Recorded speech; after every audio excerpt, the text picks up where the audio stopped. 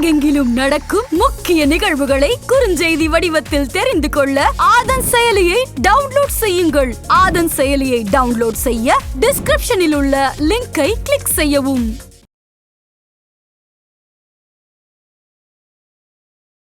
சிங்கை ராமச்சந்திரன், அண்ணாமலை ரெண்டு பேருடைய பிரசன்ஸ் வந்து குறிப்பா அந்த யங்ஸ்டர்ஸ் மத்தியில இருக்கு அப்படின்னு சொல்றாங்க. திமுகவே ரொம்ப வருஷமா அங்க தன்னுடைய கட்சியை நிலைநாட்ட ரொம்ப போராடிட்டு இருக்காங்கன்னு தான் சொல்லுங்க. கொங்கு மண்டலம் அப்படின்னாலே அதிமுகவுடைய கோட்டையாக பார்க்கப்பட்டு வருது.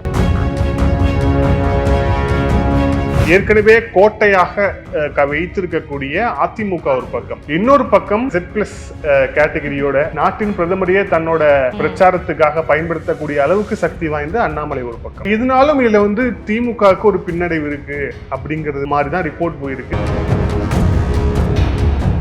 ஏன் மும்முனை போட்டின்னு சொல்றேன்னா, இந்த 3 பேர்ல யாராவது ஒருத்தர் ஜெயிக்கலாம் அப்படிங்கறதா நம்ம மும்முனை போட்டின்னு சொல்றோம். நாம் தமிழரால ஒரு தொகுதியை வந்து ஜெயிக்க முடியும் அப்படிங்கிற நிலை வந்து இப்ப இருக்கும் களத்துல வந்து தெரியல. ஓவராலா எலெக்ஷன் எடுத்து பாத்தீங்கன்னா அது வந்து 4 முனை போட்டி தான் மாநில வாரியா. ஆனா தொகுதி வாரியா இந்த தொகுதி யார் ஜெயிப்பா அப்படிங்கிற அந்த ஒரு கால்குலேஷன் படி பார்த்தா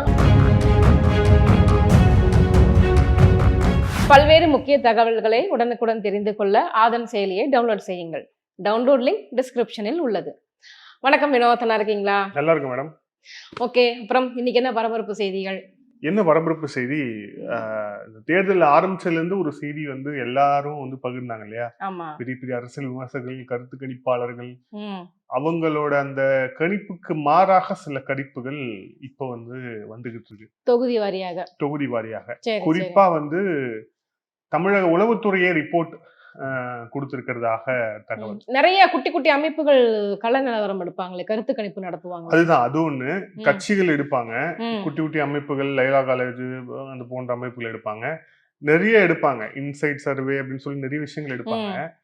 இதுல வந்து இப்போ உளவுத்துறை கொடுத்திருக்கக்கூடிய ரிப்போர்ட் அப்படின்னு சொல்லப்படக்கூடிய தொகுதிகள், அந்த தொகுதிகள் வந்து நம்ம ஏன் அதை எடுத்து இப்ப பேசுறோம் அப்படின்னா, அதை அப்படியே வந்து வேற இடத்துல வெரிஃபை பண்ணாலும் களத்துல வந்து அதுதான் நிலைமை அப்படிங்கிற மாதிரியான உண்மை நிலவரம் அதுதான். ஆமா, சிக்னல்ஸ் தான் தெரியுது. அதுல என்னென்ன தொகுதிகள், குறிப்பா தேர்தல் ஆரம்பிச்சோன்னு 39 தொகுதியிலையும் வந்து திமுக கூட்டணி தான் வெல்லும், பாண்டிச்சேரியிலயும் வந்து திமுக கூட்டணி தான் வெல்லும், 40க்கு 40 வந்துருவாங்க, ஆமா எல்லாத்துலயுமே திமுக தான் வெல்லும் அப்படின்னு ஃபுல் அண்ட் ஃபுல் வந்து அங்கதான் கொடுத்துருந்தாங்க. அது வந்து ஹிந்தி சேனல்ஸ் தொடங்கி, இங்கிலீஷ் சேனல்ஸ் தொடங்கி, இங்க இருக்கக்கூடிய தமிழ் சேனல்ஸ் ஒரு சிலது எக்ஸப்ஷன். ஆனா வந்து இப்போ வந்திருக்கக்கூடிய அந்த தகவல்கள்லாம் அந்த மாதிரி இல்ல, ட்ரெண்ட் இல்லப்பா, கொஞ்சம் மாறி இருக்கு அப்படின்னு தான் சொல்லுங்க. தேர்தல் நெருங்க இன்னமும் கொஞ்சம் மாற்றம் வரும் இல்லையா? ஏன்னா இன்னும் தேர்தல் கரெக்டா போலிங்க்கு இன்னும் 2 வாரங்கள் தான் இருக்கு. சோ வந்து இப்பதான் வந்து இந்த அரசியல் கட்சி தலைவர்கள் அவங்களுடைய பிரச்சாரத்தை தீவிரமா செலுத்திட்டு வராங்க. இதுக்கப்புறமும் தொகுதி அந்த நிலவரங்கள் எல்லாமே மாறலாம். சோ இப்ப வரைக்கும் இருக்க தொகுதிகள் சொல்லுங்க, என்னென்ன தொகுதிகள்லாம் திமுக கூட்டணி வீக்கா? கோயம்புத்தூர் முதல்ல பாத்துருவோம். கோயம்புத்தூர்லயே வீக்கா? கோயம்புத்தூர், ஆமா. ஏன்னா வந்து கோயம்புத்தூர் அப்படிங்கறது வந்து ஒரு பெரிய ஸ்டார் கேண்டிடேட் மாதிரி பார்க்கப்படுது, ஒரு நட்சத்திர ஒரு தொகுதி மாதிரி பார்க்கப்படுது. காரணம் என்ன அப்படின்னா, தமிழக பாஜக தலைவர் அண்ணாமலை வந்து அங்க போட்டியிடுறாங்க. அங்க மிகப்பெரிய ஒரு வார் மாதிரி தான் இருக்குது. ஏன்னா திமுக பிளஸ் பாஜக பிளஸ் அதிமுக இந்த மாதிரியான ஒரு கூட்டணிகள், இந்த மாதிரியான ஒரு கட்சிகள் வந்து அங்க மிகப்பெரிய போட்டியில் இறங்குறது அப்படின்றாங்க. முன்னெல்லாம் பாத்தீங்க அப்படின்னா, தாமரையா மலரவே மலராது, அதெல்லாம் எங்க ஜெயிக்க போறாங்க அப்படின்னு சொல்லிட்டு இருந்த ஒரு இடத்துல கொஞ்சம் டஃப் கேண்டிடேட்டா மாறிட்டு வர்றாரு அண்ணாமலை அப்படின்னு எடுத்துக்கலாம். ரொம்ப கவனிக்க வேண்டிய விஷயம் என்னன்னா, அண்ணாமலை மட்டும் இல்ல, சிங்கை ராமச்சந்திரன் அதிமுகவுடைய வேட்பாளர், டிஎம்கே உடைய வேட்பாளராக கூடிய இவர் இருக்கார் இல்லையா, கணபதி ராஜ்குமார், செந்தில் பாலாஜி ஆசி பெற்ற வேட்பாளர். அவர் வந்து பெருசா வந்து கிரவுண்ட்ல ஒர்க் பண்றாரா, அவருடைய பிரசன்ஸ் வந்து பெரிய அளவுக்கு வந்து தெரியல.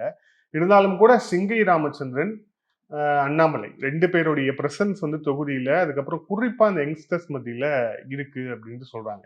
அதுல முக்கியமா டேட்டா பாயிண்ட் என்னன்னா, கோவை நாடாளுமன்ற தொகுதியில கிட்டத்தட்ட அந்த கோவைங்கிறது ஒரு அர்பனைஸ்டு, உங்களுக்கு தெரியும், நீங்க அந்த ஊர் தானே, சோ அந்த மண்டலம் தானே, சோ வந்து உங்களுக்கு வந்து அந்த ஓவராலா அந்த ஓட் பேட்டர்ன் தெரியும். கிட்டத்தட்ட 80% மேல வந்து ஃபுல்லாமே நகர்ப்புற வாக்காளர்கள், கிட்டத்தட்ட 10% மேல, கிட்டத்தட்ட 15% கிட்ட வந்து கிராமப்புற வாக்காளர்கள். சோ இதுதான் வந்து அந்த தொகுதியோடைய பர்சன்டேஜ். சோ இங்க நகர்ப்புற வாக்காளர்கள் ஜாஸ்தியா இருக்காங்க அப்படின்னாலே அந்த சோசியல் மீடியா பெனிட்ரேஷன் அப்படிங்கிறது எந்த அளவுக்கு இருக்கும்னு நமக்கு தெரியும். அதிகமாவே எக்ஸ்போஸ் ஆகும். ஆமா, நமக்கு தெரியும். கிராமங்கள்ல வேணா என்னது ட்விட்டரா, என்னது யூடியூபா, ஃபேஸ்புக்கா, கிராமங்களே இப்ப யூஸ் பண்ண ஆரம்பிச்சிட்டாங்க. சோசியல் மீடியா பெனிட்ரேஷன் அங்கேயே இருக்கு. ஆனா கிராமங்கள்ல கூட அந்த அளவுக்கான விஷயங்கள் இருக்காம இருக்கலாம். ஆனா இந்த கோவை தொகுதியை பொறுத்தவரை அது வந்து ஃபுல் அண்ட் ஃபுல் வந்து அர்பனைஸ்டா இன்னொரு விஷயம் என்ன அப்படின்னா, திமுகவே ரொம்ப வருஷமா அங்க வந்து தன்னுடைய கட்சியை நிலைநாட்ட ரொம்ப போராடிட்டு இருக்காங்கன்னு தான் சொல்லணும். ஏன்னா கோவை கொங்கு மண்டலம் அப்படின்னாலே அதிமுகவுடைய கோட்டையாக வந்து பார்க்கப்பட்டு வருது. ஏன்னா அவங்க அதிமுக தான் மிகப்பெரிய ஒரு ஆதரவு இருந்துகிட்டு தான் இருக்குது. இது அதிமுகவுடைய கோட்டைங்கிறது மட்டும் இல்ல, இது இடதுசாரிகளும் கோட்டையாகவும் ஒரு காலத்துல நிறைய கம்பெனிஸ் அங்க நிறைய இருக்கும், மில்லுகள் நிறைய இருக்கும், பம்ப் கம்பெனிஸ்ல இருந்து இடதுசாரிகளுடைய ஒரு கோட்டையாகவும் ஒரு காலத்துல இருந்தது. குறிப்பா ஏன் ஒரு காலத்துல, இப்போ சிட்டிங் கோவையோட எம்பியா இருக்கிறவரும் சிபிஎம் கம்யூனிஸ்ட் எம்பி தான். அதுக்கப்புறம் திருப்பூரும் அப்படிதான். சோ இங்கதான் வந்து ஒரு காலத்துல கம்யூனிஸ்ட் கோட்டையாக இருந்தது. இப்போ வந்து அது கொஞ்சம் கொஞ்சமா மாறிட்டு இருக்கு. சோ இப்ப இங்க வந்து ஒரு மும்முனை போட்டி தான், அதுல ஒன்றும் சந்தேகம் இல்லை. மும்முனை போட்டி. ஏன்னா மாநிலத்துல ஆளுங்கட்சியா இருக்கக்கூடிய திமுக ஒரு பக்கம், அதை வந்து அண்டர் எஸ்டிமேட் பண்ண முடியாது. ஏற்கனவே கோட்டையாக வைத்திருக்கக்கூடிய அதிமுக ஒரு பக்கம். இன்னொரு பக்கம் Z+ கேட்டகரியோட பிரதமரையே, நாட்டின் பிரதமரையே தன்னோட பிரச்சாரத்துக்காக பயன்படுத்தக்கூடிய அளவுக்கு சக்தி வாய்ந்த அண்ணாமலை ஒரு பக்கம். சோ இது வந்து கிளியரான ஒரு மும்முனை போட்டி. இதனாலும் இதுல வந்து திமுகவுக்கு ஒரு பின்னடைவு இருக்கு அப்படிங்கறது மாதிரிதான் ரிப்போர்ட் போயிருக்கு. அதுல ஒண்ணு ஆச்சரியமே இல்ல. பின்னடைவு அப்படியெல்லாம் பின்னடைவு வந்த மாதிரியா இருக்கு உங்களுக்கு? 40ம் நமதேன் கோஷம் போட்டுக்கிட்டு இருக்காங்க, பின்னடைவுன்றீங்க. அது அரசியல் கோஷம் மேடம். பின்னடைவுனா சொல்றது, பின்னடைவு அப்படிங்கிறது இந்த பிரசன்ஸும் பேசு பொருளும். யார் வந்து பேசு பொருள்? அப்போ கிரவுண்ட் ஒர்க் பொறுத்தவரை கொங்கு மண்டலத்துல திமுகவுக்கு A to Z ground work பண்ணிட்டு இருந்த செந்தில் பாலாஜி இப்போ புயல் சிறையில் இருக்காரு. அவருடைய ஆசை பெற்ற ஒரு வேட்பாளர் தான் இப்ப களத்துல இருக்கிறார். இருந்தாலும் கூட செந்தில் பாலாஜியே வந்து அந்த கேம்பெயின் வந்து ஃபுல்லா, போன வாட்டி ஜோதிமணிக்காக அவர் இறங்கி ஒர்க் பண்ணி கொடுத்தார். ஜோதிமணிக்காக அவர் இறங்கி ஒர்க் பண்ணதோடைய விளைவு அதிமுகவுடைய ஒரு மிகப்பெரிய தலைவராக இருந்த தம்பிதுரை தோற்கடிக்கப்பட்டார். ஜூனியரா அந்த ஜோதிமணி வந்து ஜெயிச்சாங்க.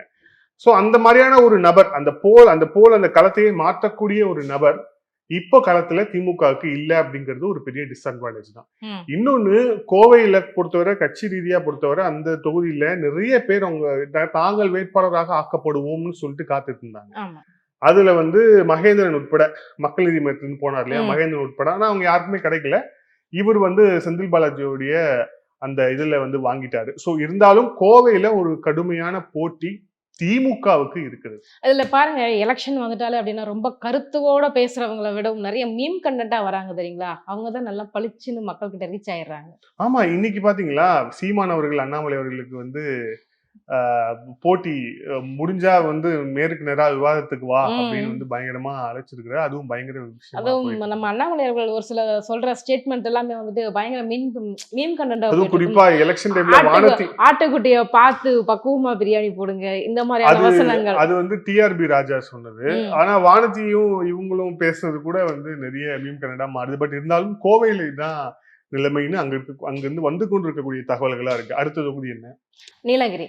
நீலகிரி இதுவுமே பாத்தீங்கன்னா ஒரு சர்ச்சையான ஒரு தொகுதியாக தான் பார்க்கப்படுது. ஏன்னா 2G வழக்கு இருக்கிறதுனால ஆசா போட்டிட்டு இருக்காரு.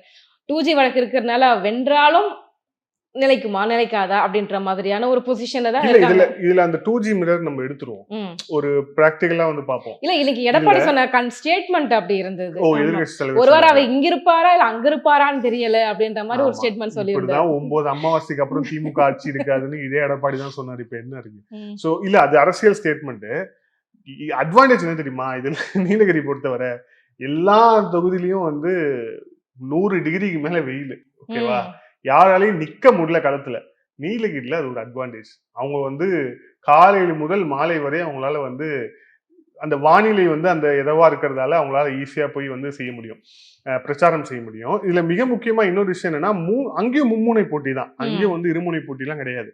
அங்க வந்து நீங்களே சொன்ன மாதிரி மத்திய இணையமைச்சர் எல் முருகன் போட்டியிடுறாரு, அப்புறம் ஆர் ராசா போட்டியிடுறாரு, அதுக்கப்புறம் லோகேஷ் தமிழ்செல்வன். இவர் யாருன்னா முன்னாள் சபாநாயகரா இருந்த தனபால் அவர்களுடைய மகன்.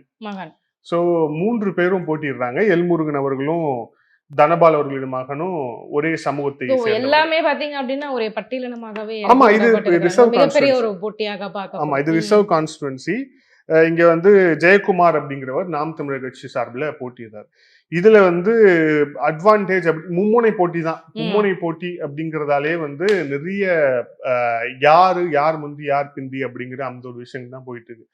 ராசா இப்ப நடுவில் பேச ஆரம்பிச்சாரு. என் மனைவி கூட பயங்கரமா சாமி எல்லாம் கும்பிடுவாங்க தெரியுமா, எங்க வீட்டுல பூஜை எல்லாம் இருக்கு, நான் போக மாட்டேன், பட் ஆனா அவங்க கும்பிடுவாங்க. ராம பக்தன் கூட சொல்லியிருந்தாரு. ஆமா, அந்த அளவுக்கு அதுக்கும் ஒரு போட்டோ எடுத்து போட்டு அதையும் ஒரு மீம் கண்டென்ட்டா மாத்தி விட்டுருந்தாங்க. அதையும் மாத்திட்டாங்க. பட் பரவாயில்ல, அந்த ஒரு இதுக்கு வந்து வந்ததுங்கிறது இவ்வளவு சர்ச்சைக்குரிய வகையில முன்னாடி பேசியிருந்தாலும் தேர்தல் நேரத்துல இப்படி பேசுறது அடக்கிதானே வாசிச்சாகணும், வேற வழி இல்லல்ல. ஆமா, அது ஒரு முக்கியமான விஷயம். இதுல நாம் தமிழருடைய ஒரு இது வந்து கொஞ்சம் கம்மியா இருக்கிற மாதிரி இருக்கே. ரொம்ப விகரஸா இருப்பாங்க, ரொம்ப ஆக்ரோஷமா இருப்பாங்க. பட் நாம் தமிழர் வந்து இப்போ கொஞ்சம் ஒரு மாதிரி ஸ்லோ டவுன் ஆன மாதிரி தெரியலையா உங்களுக்கு?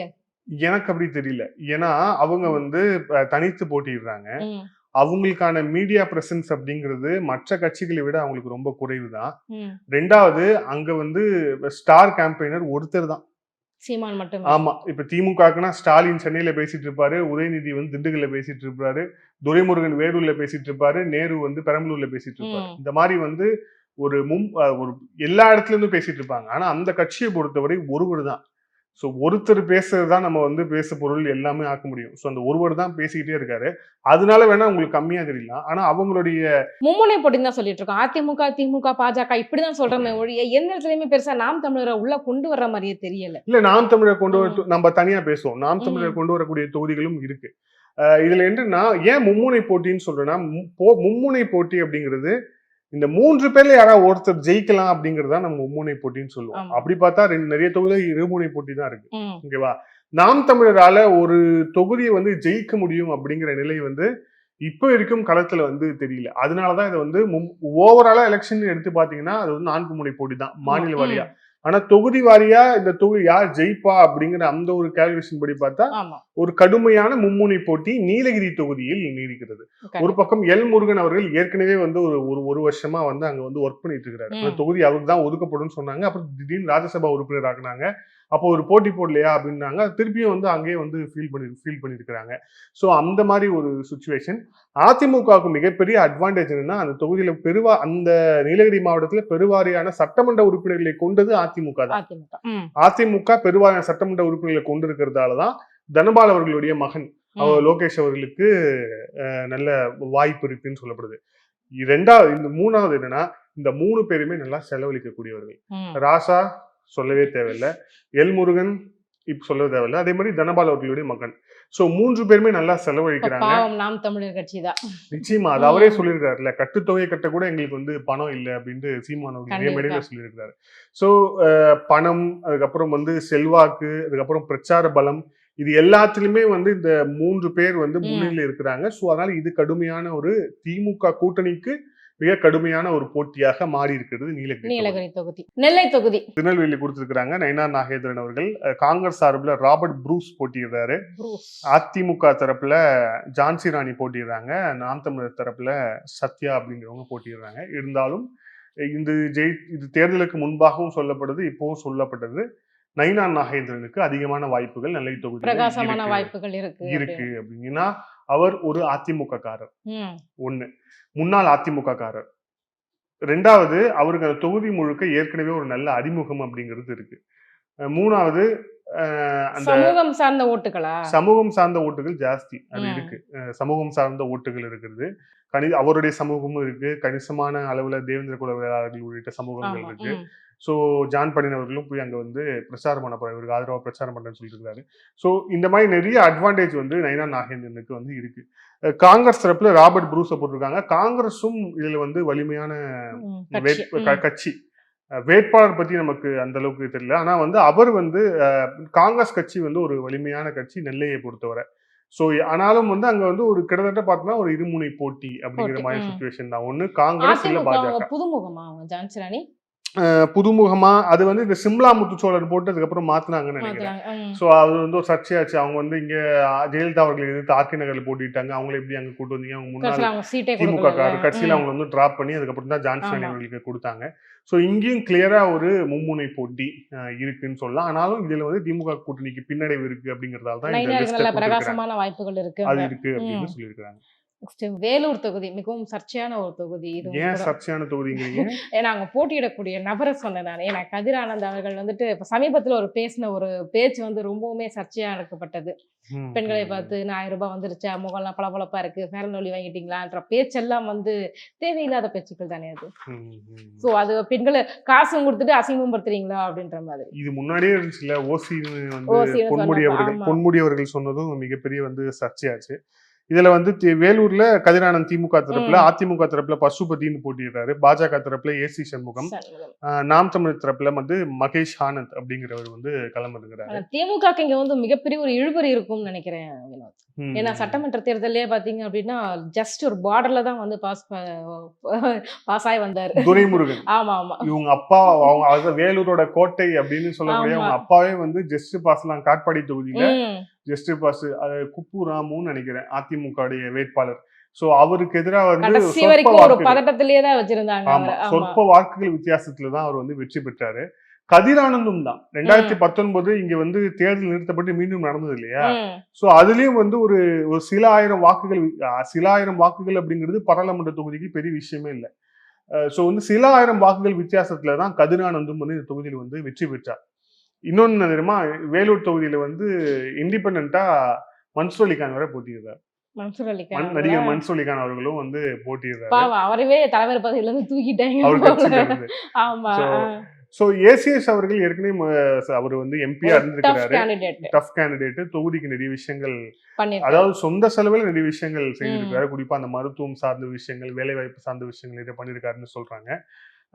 பாஜக ஏற்கனவே கொஞ்சம் கிரவுண்ட் ஒர்க் பண்ணிருக்கிறதால அதுவும் அவருக்கு. ஆனா நெகட்டிவான விஷயம் என்னன்னா, இஸ்லாமிய வாக்குகள் அவருக்கு நிச்சயமா போறதுக்கான வாய்ப்புகள் ரொம்ப குறைவு. ஆமா, குறைவுதான். இதுல என்னன்னா, திமுகவுடைய வேட்பாளர் கதிரானந்த் அவருக்கு வந்து அவங்க அப்பா தான் இப்போ நேற்று முன்தினமும் ஸ்டாலின் அவர்கள் ஆதரவா வந்து பிரச்சாரம் செய்யும். சோ கதிரானந்தோடைய அந்த சர்ச்சை பேச்சுகள், அதுக்கப்புறம் வெளியில இருந்து வந்து யாருங்களுக்கு எல்லாம் சூனியம் வைக்க வேண்டாம், எல்லாம் அவங்களுக்குள்ளே வச்சுக்கிறாங்க திமுக. இப்போ அந்த கதிரானந்த் அவர்கள் அங்க பேசின பேச்சு அது ஓவராலா அதிமுகவும் சரி பாஜகவும் சரி நாம் தமிழும் சரி ஓவரால் தமிழ்நாடு ஃபுல்லா அந்த கேம்பெயினா வந்து மாத்தி கொண்டு போயிருக்காங்க. அதுவும் வந்து தாய் குலத்தை சீண்டலாமா, போன எலெக்ஷன்ல இந்த மாதிரி தானே ஆச்சு.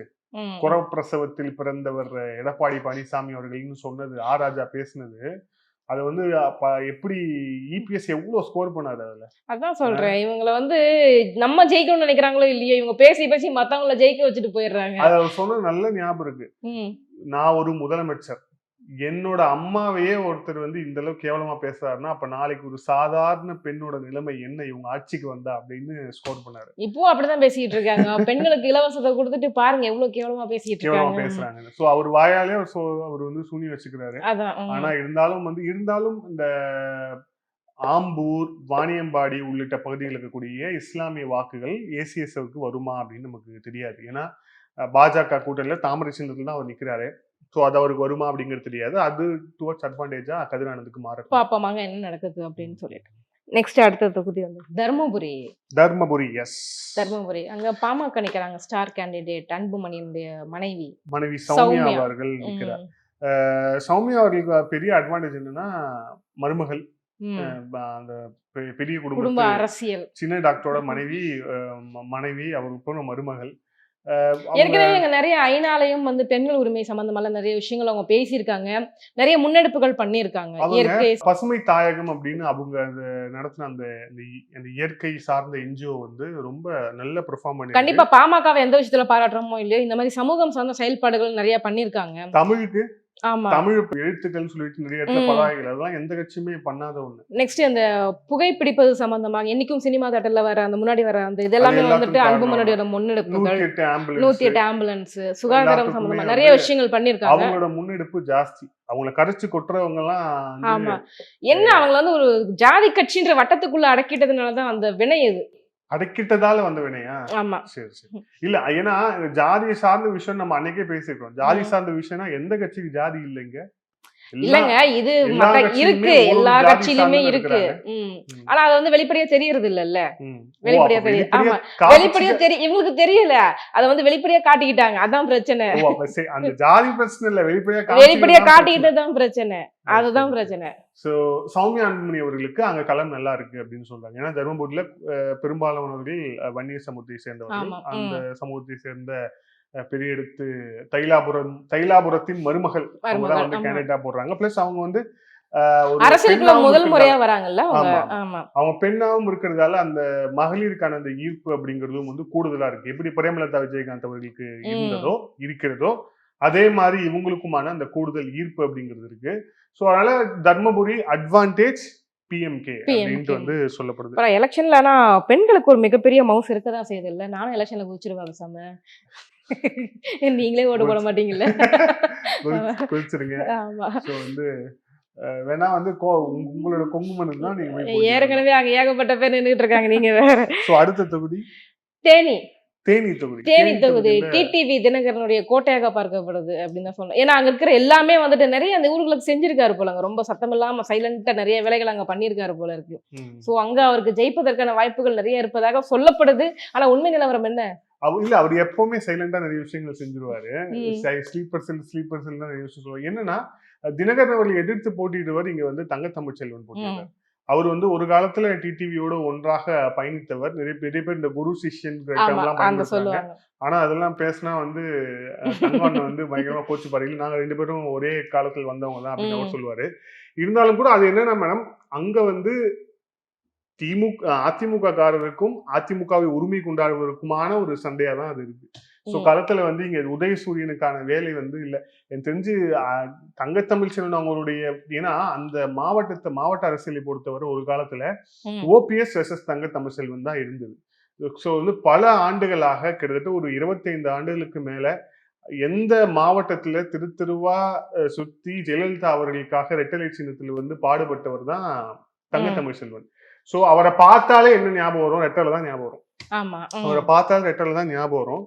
சோ ஏன்னா அவர் அதிமுக காரர் அப்படிங்கிறதால. சோ அப்போ இப்போ இன்னொரு பக்கம் தினகரன் அவர்கள் நிற்கிறார். தினகரன் அவர்கள் ஏற்கனவே அங்க ஜெயித்தவர். அவருடைய சமூகம் வந்து அவருடைய சமூகம் பிளஸ் தங்கத்தமிழ்ச்செல்வன் சமூக ஓட்டுகள் நிறைய சமூகம் 2 பேரும் ஒரே சமூகத்தை சேர்ந்தவர்கள். 2 பேருடைய அந்த சமூகம் சார்ந்த ஓட்டுகளும் வந்து ஜாஸ்தியா இருக்கு. இதுல ஒரு டிஸ்அட்வான்டேஜ் ஏடிஎம்கேக்கு என்னன்னா, விடி நாராயணசாமி அப்படிங்கிறவங்க வந்து களத்துல எழுதியிருக்கிறாங்க. அவர் வந்து வேறு சமூகத்தை சேர்ந்தவர், தெலுங்கு பேசக்கூடிய ஒரு சமுதாயத்தை அவர் வந்து சேர்ந்தவர் அப்படிங்கிறதால அவருக்கான வெற்றி வாய்ப்புங்கிறது ரொம்ப கம்மியா இருக்கு. இருமுனை போட்டி தான் தேனியில.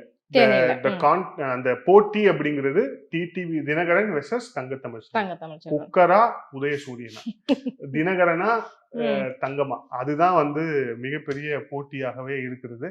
ஆனா இப்ப வரைக்கும் களத்துல, ஏன்னா இப்போ தினகரன் அவருடைய மனைவியும் களத்துல இருக்கிறாங்க பாத்தீங்களா, வந்து அவங்களும் வந்து ரொம்ப அந்த மகளிர்களை ஈர்க்கும் விதமா வந்து பெண்களிடம் போய் பேசுறது, அந்த மாதிரி விஷயங்களை அவங்களும் வந்து செஞ்சு வாரிசு அரசியலை எதிர்த்துட்டு எல்லாரும் வாரிசுகளை தான் உள்ள இறக்கிட்டு இருக்காங்க.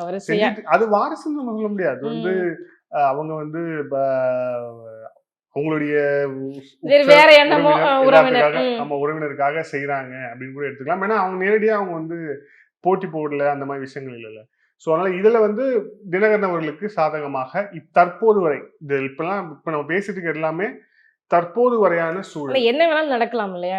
கருத்து கணிப்பு அது கடைசியா பேசுவோம். ஏன்னா இப்ப வரைக்குமான சூழ்நிலை தேனியில தினகரன் அவர்களுக்கு சாதகமாக இருக்கிறது. பிரகாசமான வாய்ப்பு இருக்கு. திருச்சி எஸ், ஹாட்டான ஒரு பிளேஸ். அது எப்பவுமே கோடை காலம்னாலே ரொம்ப ஹாட், கந்தக பூமி. இப்ப எலெக்ஷன்ல இன்னமும் ரொம்ப சூடா இருக்குன்னு தான் சொல்லணும். நம்மளுடைய துரை வைகோ அவர்கள் ஆரம்பம் முதலே வந்து ஒரே அவருக்கான அந்த பாதை வந்து சரியாவே இல்லை. சின்னம் கிடைக்கல, அதுக்கப்புறம் வந்து அவர் கேட்ட வந்து சின்னம் கிடைக்கல. இப்ப ஏதோ வத்தி குச்சி கொடுத்துருக்காங்கன்னு நினைக்கிறேன். வத்தி குச்சி வந்து சீமான் அவர்கள் கேட்டது.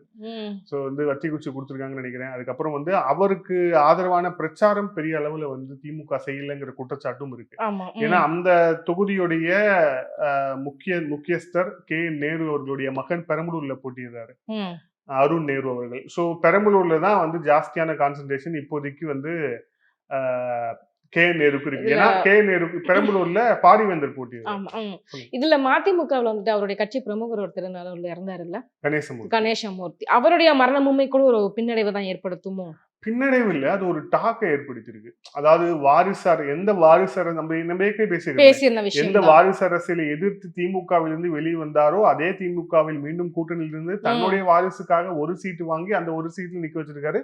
கணேசமூர்த்தி நிக்கல அப்படிங்கிற அந்த ஒரு இது இருக்கு. அந்த விமர்சனம் இருக்கதான் செய்யுது, அந்த விமர்சனம் இருக்கு. ஆனா அதெல்லாம் பெரிய அதையும் தாண்டி பாத்தீங்கன்னா எனக்கு என்ன துரை வைகோ கிட்ட ஒரு விஷயம் என்ன அப்படின்னா, எவ்வளவு கஷ்டப்பட்டாலும் பரவாயில்ல, எங்களுக்குன்னு ஒரு சின்னம் கொடுங்க, நாங்க அதுல நின்னுக்குறோம், உதயசூரியன்ல நாங்க நிக்கல அப்படின்னு சொல்லிட்டு கடைசி வரைக்கும் போராடினாரு. அந்த ஒரு வில் பவர் நல்லா இருந்தது. ஆனா பார்க்கும்போது உண்மையிலேயே வில் பவர்ங்கிறது ஒண்ணு. ரெண்டாவது வந்து என்னன்னா, அவங்க இந்த வாட்டி வந்து உதயசூரியன் சின்னத்துல இருந்தாங்கன்னா அவங்க கட்சியோடைய அந்த அந்த பதிவு அப்படிங்கிறது, அதாவது ரெகக்னைஸ், நம்ம ஏற்கனவே பேசிருக்கோம் நாம் தமிழ்ல, ரெகக்னைஸ்டு பார்ட்டி, ரிஜிஸ்டர்டு பார்ட்டி ரெண்டு தான். சோ ரெகக்னைஸ்டு பார்ட்டி அப்படிங்கிற அந்த ஒரு இதே கேள்விக்குறியாயிரும் அப்படிங்கிறதாலதான் அவங்க இந்த வாட்டி அவங்களோட சிம்பிள்ல நிக்கணும்னு பாக்குறாங்க. இருந்தாலும் கூட அவருக்கான அந்த களப்பணிகள் ரொம்ப ரொம்ப சுணக்கமா இருக்கு அப்படிங்கறதுதான் வந்து புலம்பி. ஆமா, அதுல வந்து அதுதான் வந்து சுணக்கமா இருக்குன்னு வருது.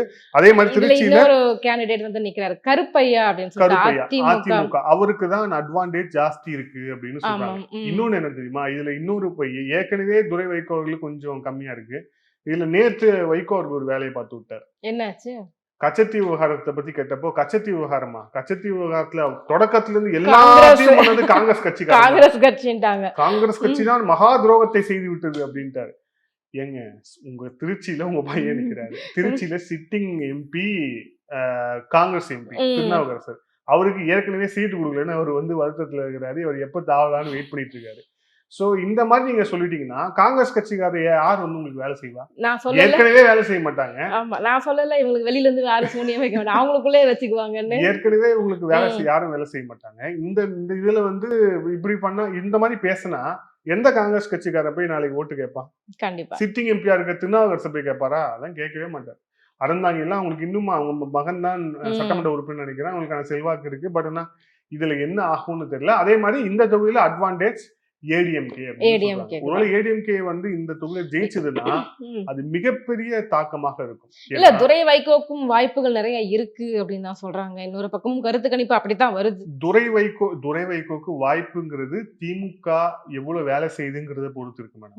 ஓகேவா? ரெண்டாவது, துரை வைகோ ஒன்னும் உதயசூரியன் சின்னத்துல போட்டி இல்லை, அவர் வந்து வத்திக்குச்சி சின்னத்துல போட்டிடுறாரு. ஏற்கனவே நீங்க இப்ப பார்த்த வேலையில காங்கிரஸ் இனிமே வேலை செய்ய போறது இல்லை. நேரு அவர்களோட ஃபுல் கான்சன்ட்ரேஷன் வந்து இன்னொரு அமைச்சராக கூடிய அன்பில் மகேஷ் வந்து அன்பில் மகேஷ 3 தொகுதிக்கு பொறுப்பாளராக போட்டு வச்சிருக்காங்க. கரூர் உள்ளிட்ட 3 தொகுதிகள் பொறுப்பாளராக போட்டு வச்சிருக்காங்க யாரு? திமுக தலைமை. அப்படி இருக்கும் போது அப்போ இவரு நேத்து கமலஹாசன் அவர்கள் போய் ஆதரவா பிரச்சாரம் பண்ணிட்டு இருந்தாரு. வேற யாரும் பெருசா பிரச்சாரம் பண்ற மாதிரி தெரியல. சோ அதனால வந்து அட்வான்டேஜ். ஏன்னா பாருங்க, வத்திக்குச்சி வெர்சஸ் ரெட்டலை எப்படி இருக்கும் கான்டெஸ்ட்? வத்திக்குச்சி வெர்சஸ் ரெட்டைலைன்னா அது ஒன்றும் பெருசா இருக்குமா அப்படின்னு தெரியல. ஏன்னா வந்து இப்ப திருச்சியில அட்வான்டேஜ் ஏடிஎம்கே. கள்ளக்குறிச்சி எஸ், வட மாவட்டத்தின் முக்கியமான தொகுதி, சமீபத்தில் மாவட்டமாக உயர்ந்த தொகுதி. இந்த தொகுதியில திமுக, அதிமுக, பாமக, நாம் தமிழர் 4 முனை போட்டி இருக்கு. ஆனாலும் இதுல வந்து அதிமுக தரப்புல இருக்கக்கூடிய வேட்பாளர் குமரகுரு வாய்ப்பு ஜாஸ்தி இருக்கு. இல்ல, இது வட மாவட்டம் அப்படின்னும் போது அங்க பிஎம்கேக்கு நல்ல வாய்ப்புகள் இருக்கும்ல. பிஎம்கே வாய்ப்பு இருக்கும். பட்னா பிஎம்கே உடைய அந்த அவங்க கான்சென்ட்ரேட் பண்ற விதம், அதுக்கப்புறம் வந்து அவங்களுடைய வேட்பாளர் தேர்வு, இப்ப எனக்கு தெரிஞ்சு இந்த எலெக்ஷன்ல வேட்பாளர் நேர்காணல் நடத்தாம வேட்பாளர் அறிவிச்ச கட்சி பாமக தான், தெரியுமா?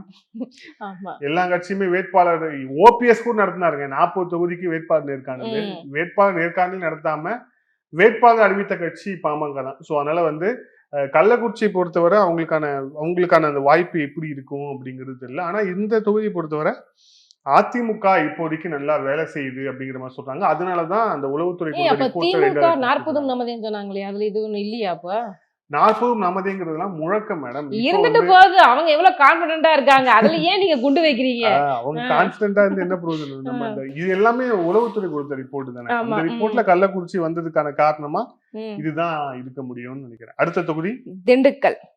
திண்டுக்கல் தொகுதி வெரி இன்ட்ரெஸ்டிங்னா, திண்டுக்கல் தான் வந்து அதிமுகவின் உண்மையான கோட்டை. நீங்க சொன்னீங்கல்ல கொங்கு தான் கோட்டைன்னு. திண்டுக்கல் பை எலெக்ஷன் தான் அதிமுகவுடைய தேர்தல் வரலாற்றிலே வந்து ஒரு திருப்பம் தந்த ஒரு அந்த எலெக்ஷன் தான் திண்டுக்கல் எலெக்ஷன் தான். முக்களத்தோர் முஸ்லிம்ஸ் தான் கணிசமா இருக்கக்கூடிய தொகுதி அது. அந்த தொகுதியில ரெட்டலை சின்னத்துல அதிமுக உடைய கூட்டணி கட்சியா இருக்கக்கூடிய SDPI போட்டியிடுது இல்லையா? முபாரக் போட்டிடுறாரு. PMKல வந்து பாட்டாளி மக்கள் கட்சியில திலகபாமா அவங்க போட்டிடுறாங்க. CPM மார்க்சிஸ்ட் கம்யூனிஸ்ட் கட்சி, அந்த கட்சி சார்பில் வந்து திண்டுக்கல் தொகுதியில சச்சிதானந்தம். அதிமுக தரப்புல SDPI கட்சியுடைய முபாரக் போட்டிடுறாரு. பாமக சார்பில் திலகபாமா, நாம் தமிழர் சார்பில் கலைராஜன், 4 பேர் வந்து போட்டிடுறாங்க. இந்த தொகுதியில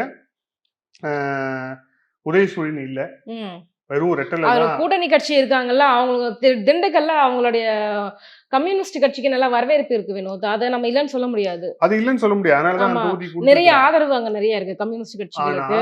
ஆனா இது வந்து கிட்டத்தட்ட தொகுதி கூட்டணியில மாற்றி கொடுக்கப்பட்ட தொகுதி ஒரு தொகுதி. கோயம்புத்தூர் திருப்பூர் தானே கொடுப்பாங்க.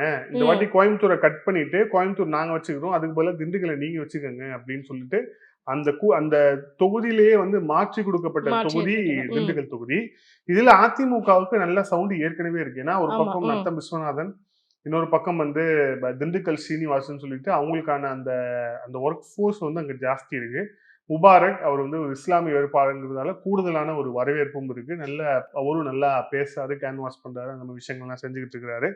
அதனால CPIக்கான வெற்றி வாய்ப்புங்கிறது குறைவாக இருக்கிறது தற்போதைய நிலையில். தற்போதைய நிலையில் CPIக்கான வாய்ப்பு அப்படிங்கிறது குறைவா இருக்கு அப்படிங்கிறது தகவல். ஆமா, அதிமுக கை ஓங்கி இருக்கு. அதிமுக கூட்டணியோட கை ஓங்கி இருக்கு. பாமகவுடைய கேண்டிடேட்டும் நல்ல கேண்டிடேட் தான். அவங்க வந்து நல்ல பேசாத பாமகல வந்து முக்கியமான நிர்வாகியாகவும் இருக்கிறாங்க.